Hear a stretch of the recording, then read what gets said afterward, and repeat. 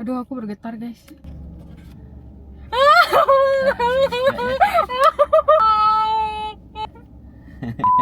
Hai teman-teman semuanya, kenalin nama aku Olive. Aku adalah seorang ibu sekaligus budak korporat yang memiliki hobi traveling. Traveling bersama keluarga maupun solo trip. Sekitar 2 minggu yang lalu aku baru aja balik dari solo trip aku selama 18 hari mengelilingi Eropa.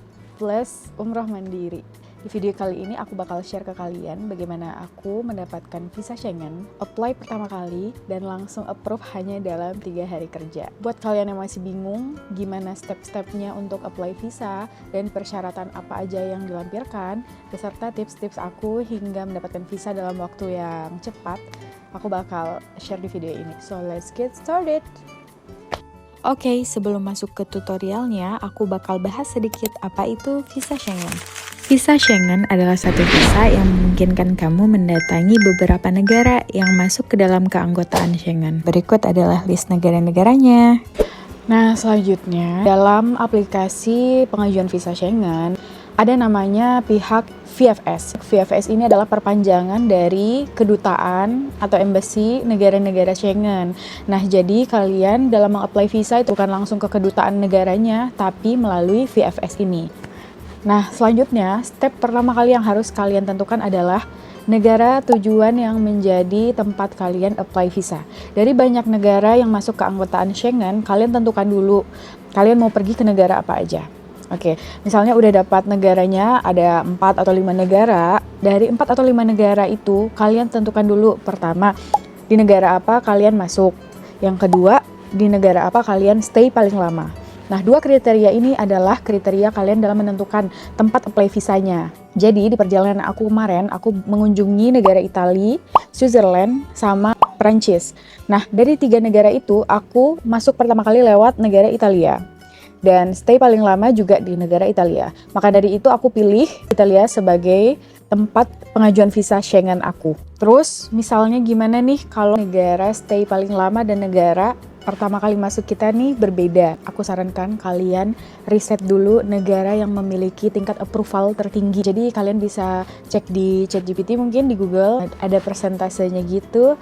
Terus kalian bisa cek by persyaratan negara mana nih yang agak sedikit lebih longgar gitu.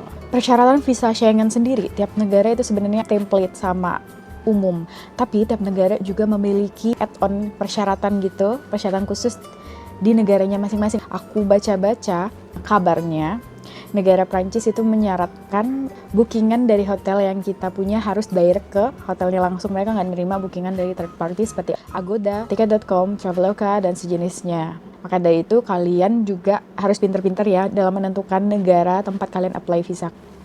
Oke, masuk ke step pengajuan visanya. Step pertama, book appointment. Nah, di book appointment ini kalian harus daftar akun di VFS dulu.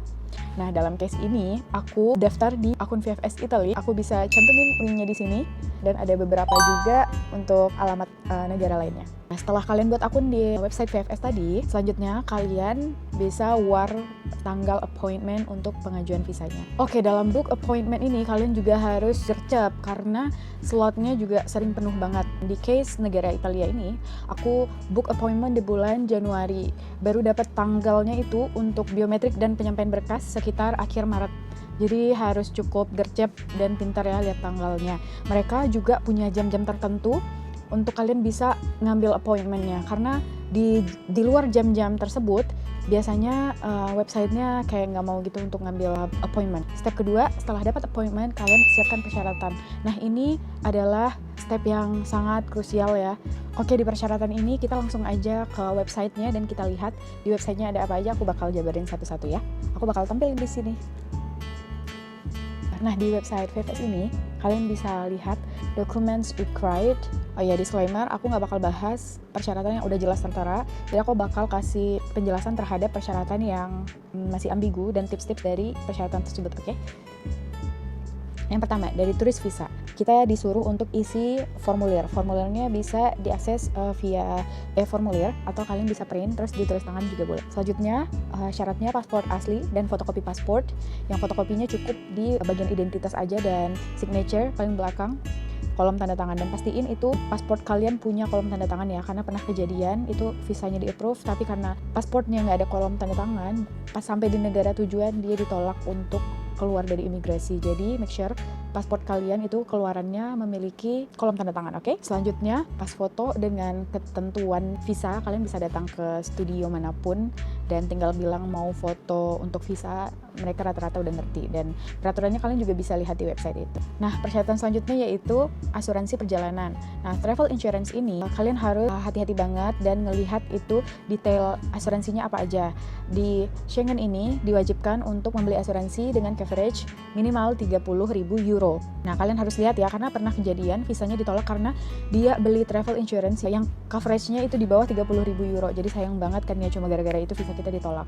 Kemarin aku beli travel insurance dari MSIG, websitenya ada di sini. Aku udah kayak compare di beberapa brand gitu, dan aku dapat itu yang cukup murah untuk trip aku. Kita bisa masukin berapa hari perjalanan dan negara apa aja yang kita kunjungin. Nah, mereka habis itu bakal ngasih harganya ke kita. Aku dapat di harga under 500.000. Oh ya, satu lagi aku hampir lupa.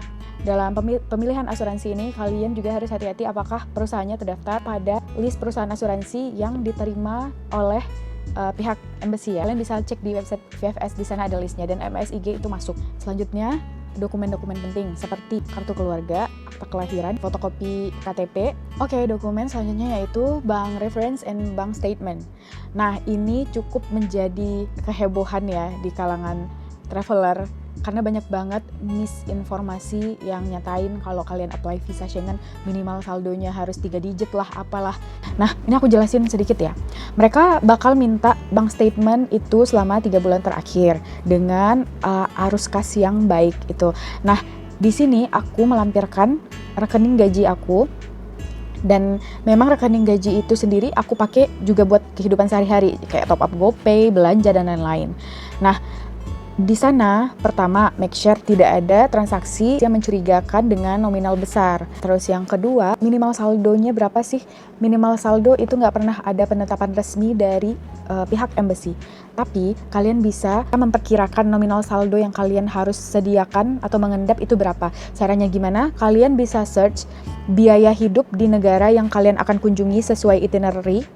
Biaya hidup di Italia misalnya 5 hari berapa, terus di sini di negara B berapa hari berapa, terus kalian jumlahin. Nah, total dari biaya hidup tadi adalah nominal rekening yang harus mengendap di laporan bank statement kalian.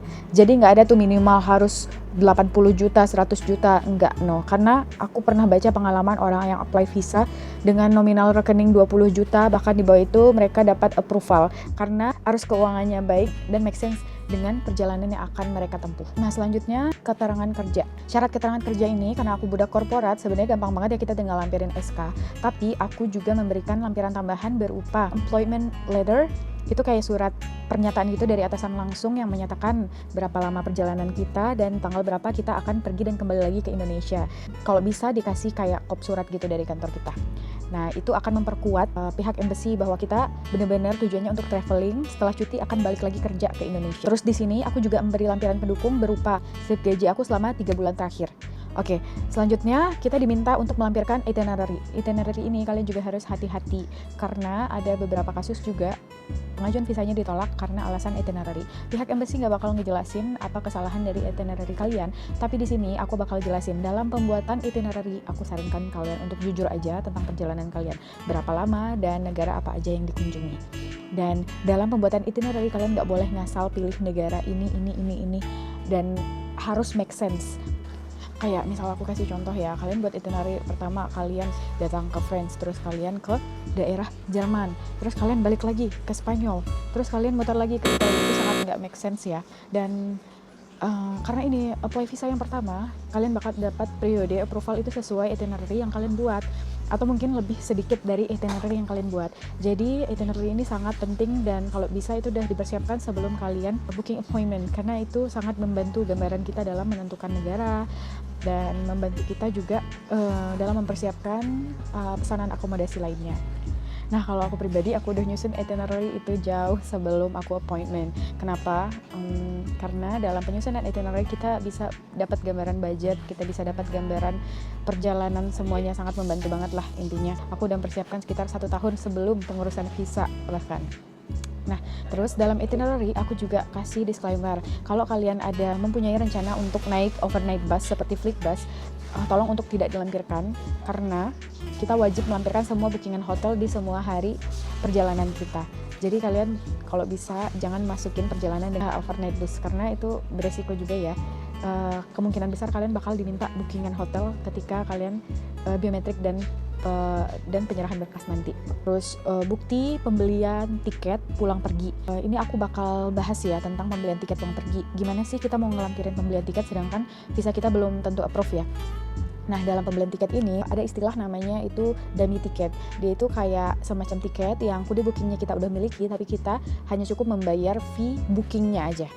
Nah, dummy tiket ini macam-macam, kalian bisa beli di mana aja. Ada website yang namanya khusus untuk pembelian dummy tiket, tapi kalau aku personal, aku beli langsung di website maskapainya. Ada banyak maskapai yang menyediakan dummy tiket tadi. Contohnya Emirates, Singapore Airlines, dan lain-lain. Nah, aku pakainya Emirates. Gimana sih untuk pembelian dummy tiket dari website Emirates? Aku pilih cara pembayaran Hold My Fare. Kalian bisa lihat di sana. Nah, itu adalah sejenis pembelian tiket dengan cara pembelian kode bookingnya aja. Dan itu berlaku selama 72 jam. Atau kalian bisa kayak setting sendiri sih berapa jam, dan harganya juga menyesuaikan berapa lama berlaku si kode booking tadi. Nah, ketika kalian beli Hold My Fare tadi, kalian bakal dikasih tiket dan memiliki keterangan kode bookingnya. Tapi ini nggak bisa kalian pakai untuk flight beneran ya. Tiket ini hanya bisa kalian gunakan untuk support dokumen apply visa kalian. Oh iya, kemarin ketika aku melampirkan dummy tiket dari Emirates, aku kena charge itu sekitar 500.000 dan berlaku selama 3 hari, dan itu aku book ketika H-1 sebelum tanggal appointment aku. Jadi 2 hari setelah aku appointment itu masih berlaku kode booknya. Nah, selain pembelian melalui dummy tiket ini, kalau kalian kayak masih ragu dan punya mungkin budget lebih, kalian bisa beli tiket beneran dengan fasilitas full refund. Jadi ketika visanya ditolak atau mungkin periodenya berbeda dengan saat kalian apply visa atau berbeda dengan itinerary, kalian bisa refund si tiketnya tadi. Oh ya, dummy tiket ini sudah sangat lumrah ya dalam pervisaan. Jadi pihak embassy maupun VFS mereka nggak akan mempermasalahkan hal ini karena mereka juga paham bahwasanya visa kita juga masih dalam proses dan belum granted. Nah, selanjutnya bukti bookingan hotel. Nah, ini cukup mudah ya, kalian bisa pesan di Agoda atau di trip.com dan sejenisnya. Nah, di sana kan banyak banget tuh fasilitas bayar di tempat, full refund. Jadi kalian bisa dapat kode bookingan tanpa harus bayar apapun, cukup masukin nomor credit card atau debit card kalian dan ya itu gampang deh pokoknya. Yang terakhir, dokumen paling penting. Di dalam list dokumen required di VFS itu nggak dilampirkan, tapi aku ngelampirin. Menurut aku ini salah satu yang jadi highlight dari approval visa aku, yaitu cover letter. Dalam cover letter itu kalian bisa jelaskan background kalian secara singkat aja, pekerjaannya apa, terus perjalanan singkat rangkumannya aja. Selanjutnya di sana kalian bisa memberikan informasi terhadap data-data yang ambigu yang berkemungkinan besar pihak embassy itu butuh penjelasan. Contohnya, kemarin aku pas pelampiran bank statement itu ada periode di mana kita Idul Fitri kan ya.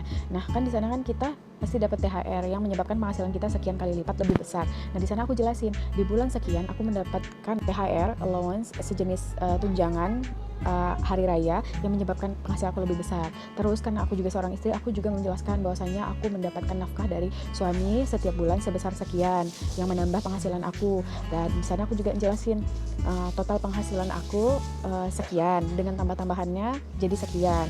Nah, itu penjelasan yang membantu kita nanti biar nggak ada penolakan secara sepihak karena pihak embassy udah dapat klarifikasi langsung. Sebenarnya guna cover letter tuh itu bukan untuk penjelasan flexing hal-hal yang tidak berguna lainnya.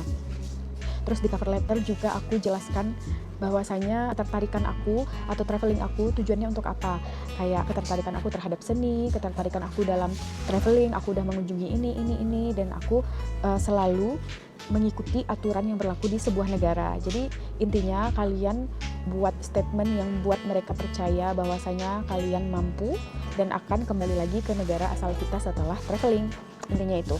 Itu paling penting sih guys. Terus aku juga sering dengar ada beberapa orang yang lampirin sertifikat tanah lah, rumah, properti pokoknya. Terus ada yang lampirin deposito, apapun itu. Menurut aku itu adalah tindakan yang kurang bijak, karena itu menyangkut privasi kita ya guys. Pihak embassy sebenarnya nggak butuh itu. Pihak embassy hanya butuh penjelasan posisi kita siapa, terus kenapa kita mau mengunjungi negara itu, dan apa pegangannya kita untuk bisa kembali ke negara kita sendiri. Oke, buat kalian yang penasaran, aku bakal lampirin cover letter aku di sini. Nah, kalian bisa baca dan screenshot mungkin untuk referensi. Oke, lanjut. Setelah persyaratan yang kita lampirkan udah lengkap, udah sesuai, kita udah percaya diri. Nah, kita tinggal tunggu tanggal appointment kita dan datang langsung ke VFS yang kita tuju. Nah, itulah plus minusnya ketika kita tinggal di daerah ya. Karena keberadaan kantor VFS sendiri itu rata-rata hanya ada di Jakarta dan beberapa di negara yang maju lainnya seperti Surabaya, mungkin Medan mungkin. Nah, di sana kita harus ngeluarin budget lebih untuk datang ke kantor VFS-nya. Selanjutnya tiba di hari appointment, kalian bisa berpakaian rapi, terus datang sesuai jam appointment, kalau bisa setengah jam sebelumnya. Dan ketika sudah diperbolehkan masuk, kalian bisa memberikan berkas, kalian akan direkam biometrik dan akan diminta pembayaran visa tadi. Nah, setelah pembayaran dan biometrik, mereka akan cek nih berkas-berkasnya. Kalau memang sudah pas dan lengkap, mereka akan ambil berkasnya dan mereka bakal bertanya ke kalian kalau hasilnya mau dikirim atau mau dijemput langsung.